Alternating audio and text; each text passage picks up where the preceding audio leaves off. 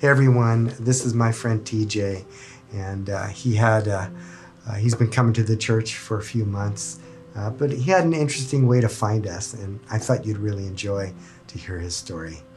Tell us a little about how you wound up here.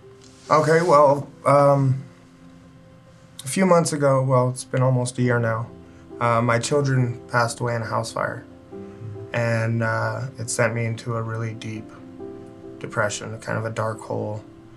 I lost sight of everything, started drinking a lot, and eventually graduated into using drugs.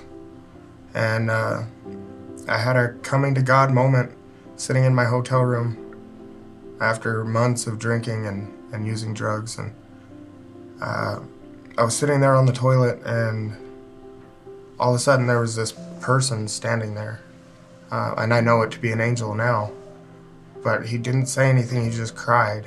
And with every tear that fell, I heard my children saying, "Daddy, don't do this anymore. If you keep going down this road, you're never gonna see us again." And I got rid of all my alcohol, poured it all down the drain, and got rid of all my drugs and flushed them down the toilet, and I called the cops because I didn't know who else to call. And they brought me to a hospital to detox, and then to a detox center for the mental detox part of it.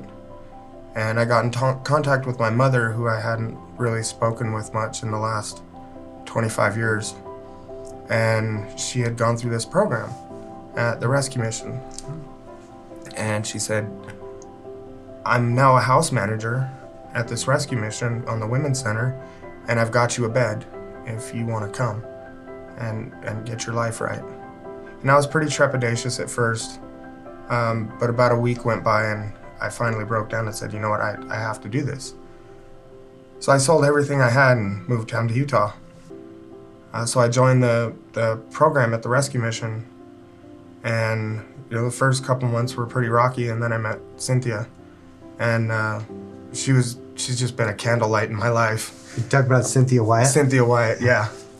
And she's been an amazing person in my life, a figurehead of passion for God. For sure. And she invited me to come to church, and I didn't for a while, and then finally I was like, okay, let me check it out. And about 2 months ago I came to the Adventure Church and fell in love with the people, with the pastors, with the energy, but most of all the relationship that this church has with its people. And through this church, I've also started going to a Celebrate Recovery here on Monday nights, and I just started base camp with you, Ira, and I can just see so much love here, and there's been so much love in my life, not just because of this place, but because of the people that I've met. I was sitting in a Bible study, and one of the counselors there that was teaching the Bible study was preaching on the message, "Make your yes, yes, and your no, no." And it stopped me in my tracks. And I was like, I've been so wishy-washy in my life. I need to do one thing or another. So I made my yes, yes, and I threw myself into service for the Lord. And I was working down in the kitchen when I met Cynthia. And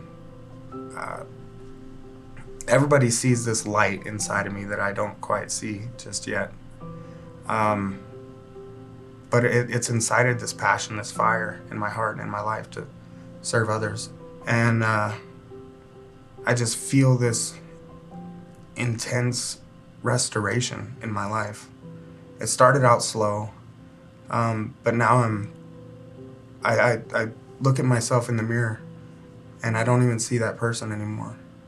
I don't see that person that lost everything. I'm starting to see this person that's gaining, that's being restored bit by bit. And I owe it all to God. I spend a half an hour in the morning in devotion, just praying, just talking to God, thanking Him for the day before, thanking Him for allowing me to make it through another night, thanking Him for my sobriety. I'm now sober, going on 5 months. Oh, that's awesome. That's great. And He's giving me all these opportunities to just fill my life with Him. What can you tell people that are struggling in their lives? Maybe they're using, maybe they're, suicidal even. But what can you tell people about how God can change that? press in. On the days that it seems like you just can't move forward, when you miss them so much that it's just unbearable, press in. Find somebody to talk to, but never forget that just because you lost them doesn't mean you lost yourself. And I'm still a father. They're still my kids. And it took me a while to grasp that concept. But I know that I'll always be their father. They'll always be my children. And they may be gone now, but they're not gone forever. Just press in and don't give up. Well, I am really thankful that I know you, TJ, and just to see the things that God is already doing in your life in the short time that we've known each other. And I'm thankful for our Jesus on the Move ministry that connected with you, with Cynthia, and also Celebrate Recovery. And I just think these are incredible tools that God is using to help people that are really struggling come to an understanding of who God is and how God can bring healing in their lives. So I just want to thank you for sharing that incredible story with us. It's so difficult to hear, but we're with you there, my friend. Thank you. I'm thankful for you guys. Came in a pinch. I needed a church family. I needed that feeling of being loved and cared about. And you won't find it anywhere except for the Christian family.